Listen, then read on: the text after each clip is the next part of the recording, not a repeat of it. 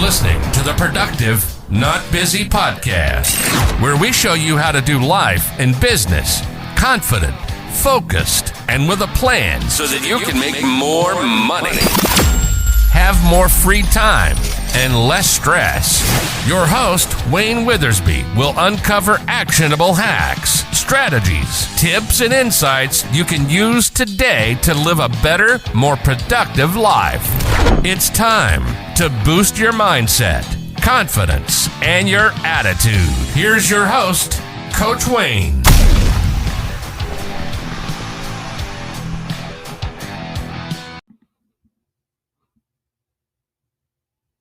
What's going on? Welcome back. Today, we are talking about soft skills and why they're important. There are soft skills when it comes to people, and there are soft skills when it comes to business. And we're going to talk about both today on the Productive Not Busy podcast. Welcome aboard. So what are soft skills? Well, I'm glad you asked. See, soft skills often are called people skills or emotional intelligence, are defined as the ability to interact with others. They're like the personal DNA that can affect a relationship, communication, and interactions with others. Soft skills can be invaluable to a business's success, as well as personal relationships, but they are often looked at in a strange way. So why are they so important? So soft skills can, over time, be more difficult to develop than hard skills, right? More attributes such as a web design, accounting, and editing experiences, those are arguably equally important in running a successful business, right? Understanding that they will help you identify yours or the ones that you need to develop in the future. So in business, we're talking about soft skills being negotiating,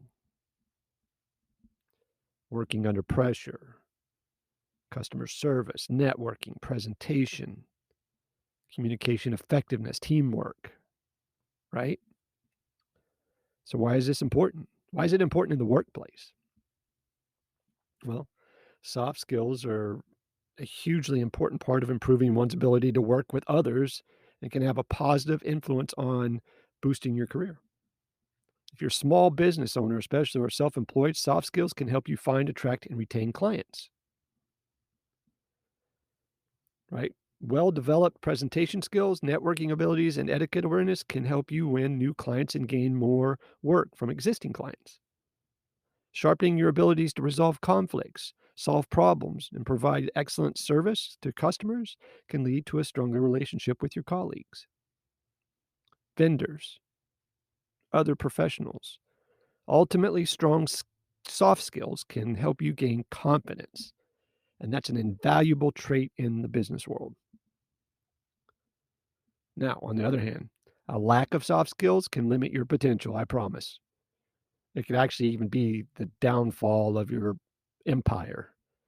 By developing strong leadership, teamwork, and communication skills, you can run projects more smoothly, deliver better results that please more people, positively influence your personal life by improving how you interact with other people.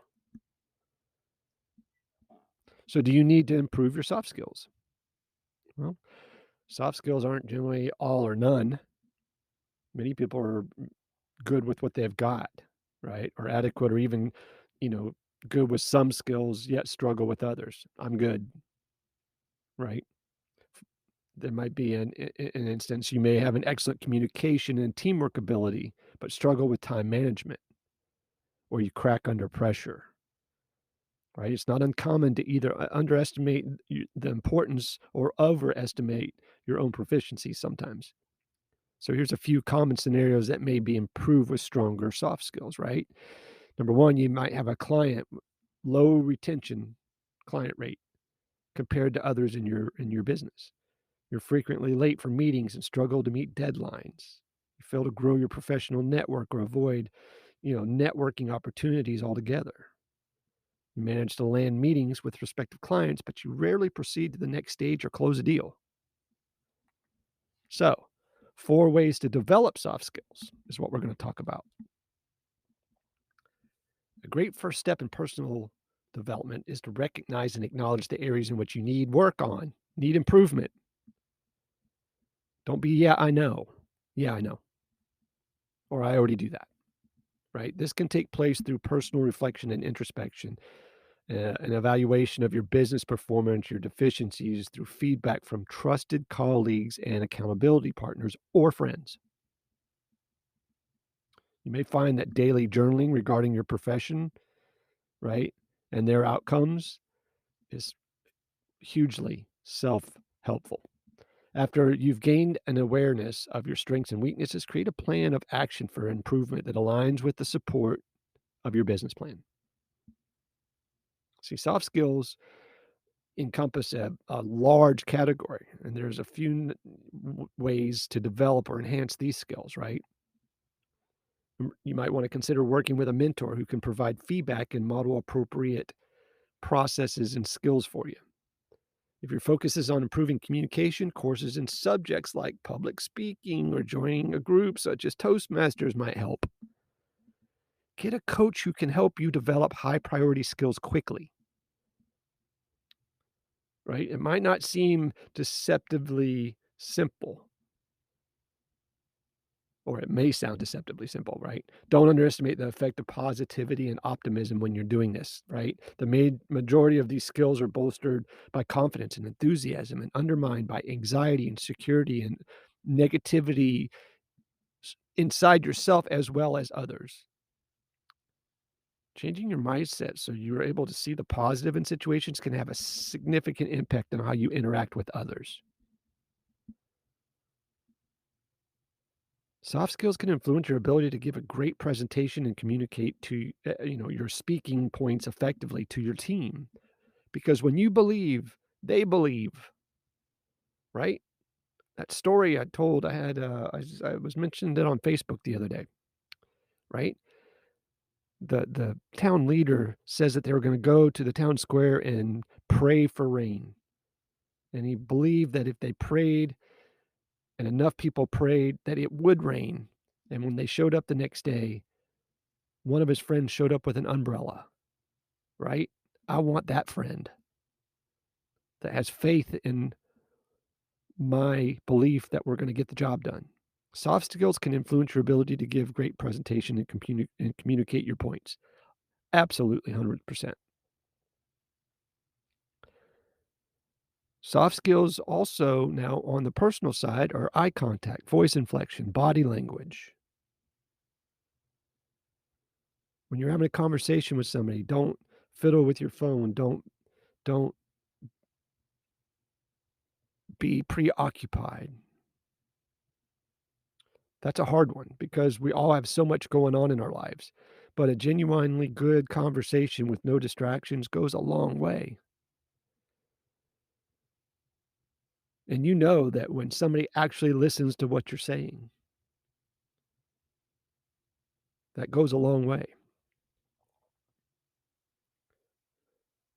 Big companies and people in general prey on people that are in compromising spots, bad mental states, and they're being taken advantage of. That's a soft skill. And that can be used as evil as well. So just wanted to throw that out there today is that it's the little things, soft skills, people skills, body language, voice inflection, eye contact, communication, right? Conflict resolution, how to do that, using your words, having great conversations. That is the first thing that I would sharpen in my toolbox going forward, whether you own a business or whether you work for somebody, or if you're just being a good human being. Work on your soft skills, work on your people skills, work on your communication skills, work on your listening skills. Listen to learn, don't listen to respond. You'll be amazed how much better life is by taking a minute and working on these skills every day. You guys have a great day. Be safe, take care, sell a bunch, and say something nice to somebody. Talk to you soon. This subject could be debated. in many different industries. I was in the automotive industry for a long time, and we had instances where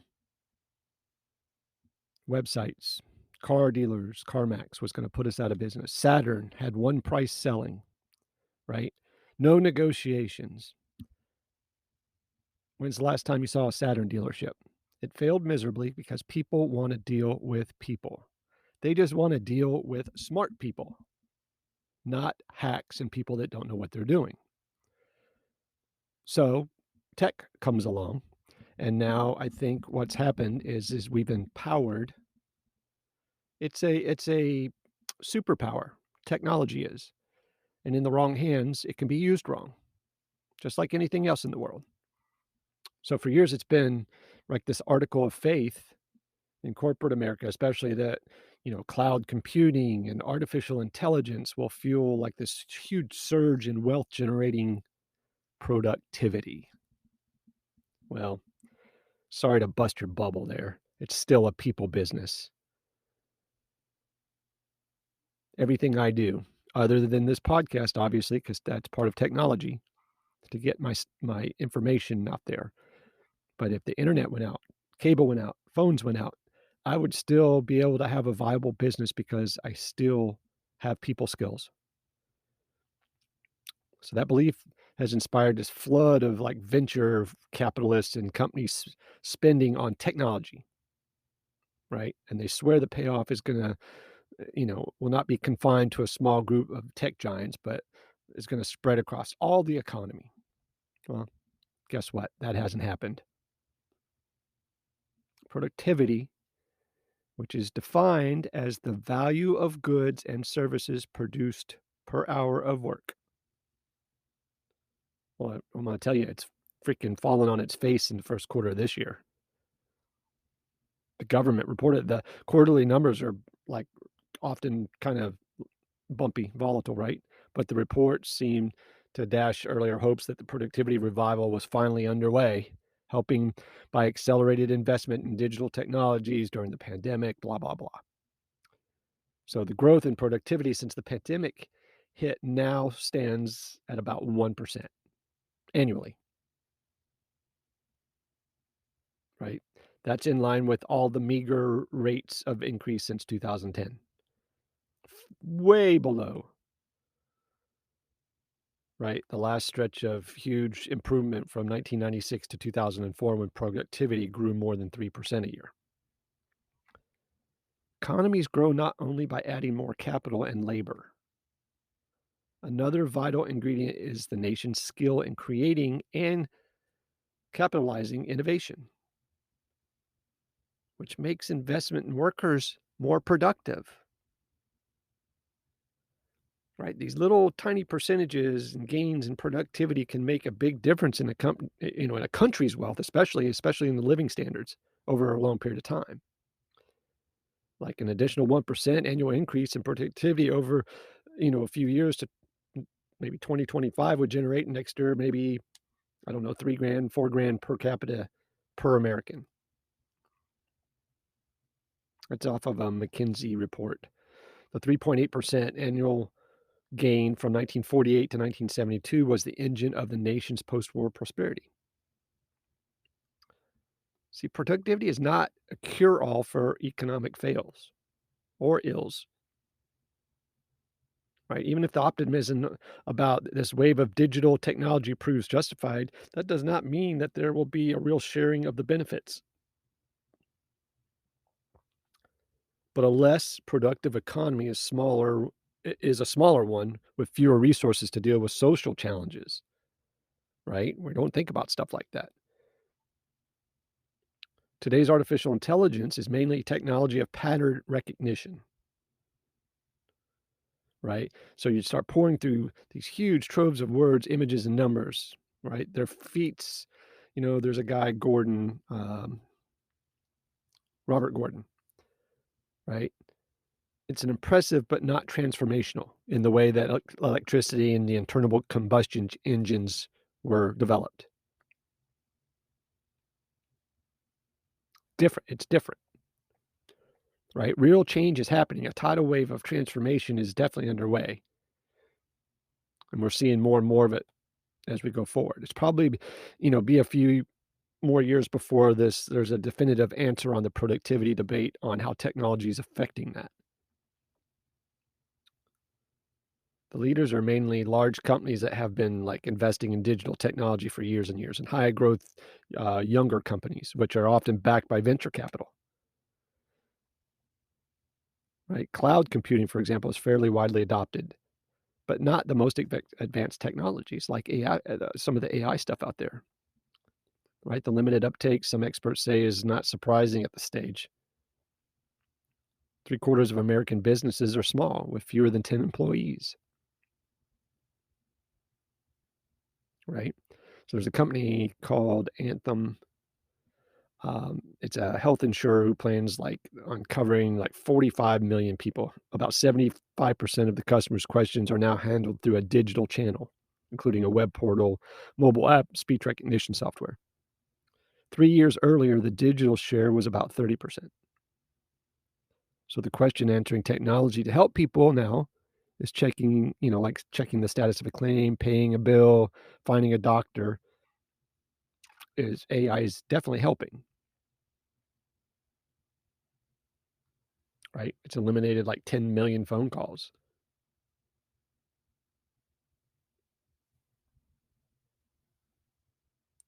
It's time for some new technologies to spread and for people to figure out how to use them.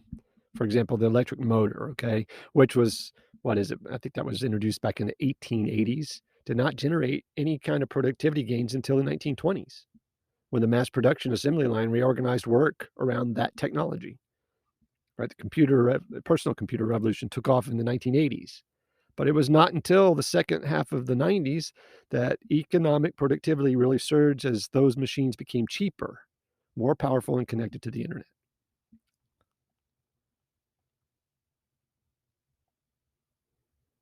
The goal is not to replace workers, or it shouldn't be. It should be there to lift their performance. AI is a great thing. We just don't want it to replace real people. Because again, I don't care what anybody says, there's some stuff that can be done easier with AI. I agree. We're in a wicked bad place if we get away from the people business.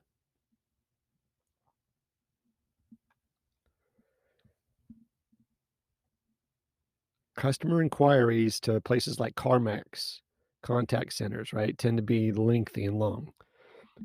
Used cars span different years, models, features, and driving histories and all that stuff. The financing plans for that is a major purchase, range all kinds of questions, and it's kind of unlimited. So that instance is why Saturn didn't last. People want to negotiate. People want to talk to people. People will always have trade-ins. People will always have other questions and inquiries that a computer can't answer. We're definitely in a digital time in our world, no doubt. And I'm sorry if you don't see it. You've got to be cognizant of the fact that it has an assistant. It should not be a replacement. It should be an enhancement. And what does that mean? Well, the good thing is it gives everybody a voice. The bad thing is it gives everybody a voice.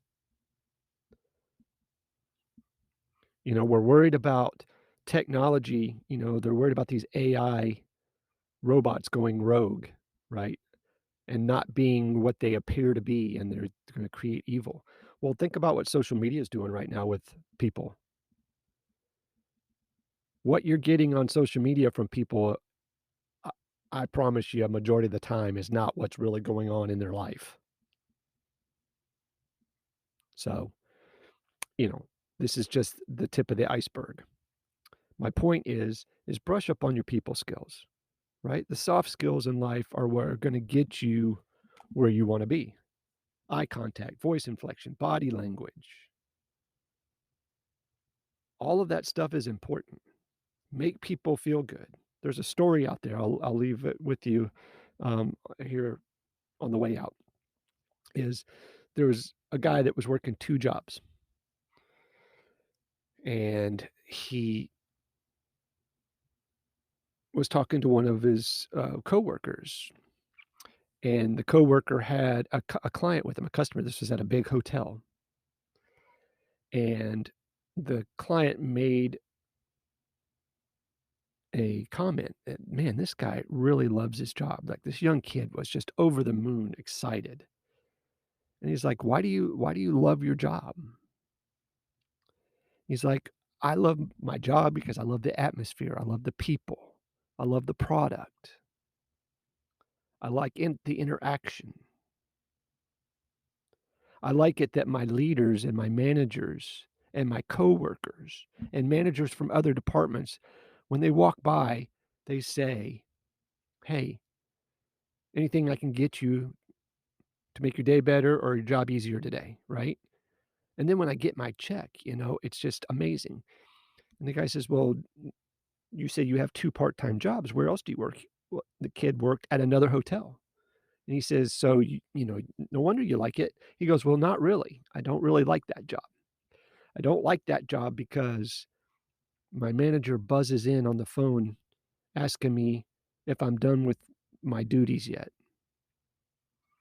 And I don't like that. The atmosphere is bad. The people's bad. The culture's bad. Nobody likes to look at each other. Nobody likes to talk to each other. Right? We thrive on interaction. I thrive on having an eye-to-eye contact conversation with somebody. Texting, for example, or social media again. You can post something on social media, and it is dependent on what's going on in somebody else's life when they read that and think it's about them, when it completely wasn't.